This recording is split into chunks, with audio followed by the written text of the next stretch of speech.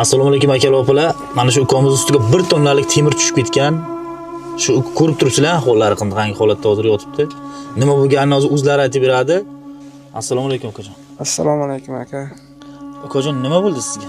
Aslida ustimga temir tushib ketgan. Qanday tushib ketdi u temir?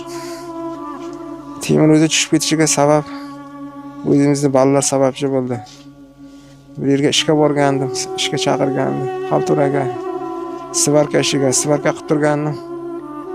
Shu yerda svarka qilib turgan yerimda kara bilan temir olib kelib, shu yerda ustimga taylab yordi. Shu ustimga kelib temir tushdi katta. Shu bilan o'zimni yo'qotdim, nafas ola olmay qoldim. Shibeler 1 tonnalarday bor edi. Bansalardan qarzlarim bor. 134 ming. Vaziyatim qiyin akalar. Ular. Bitga sizni kim o'qib tashladi mana shu obshagitga? Shu ustimga temir talab bergan bola. Shu bilan o'zi yo'q. Shu bilan olib kelganam, xabar olmagan yo'q.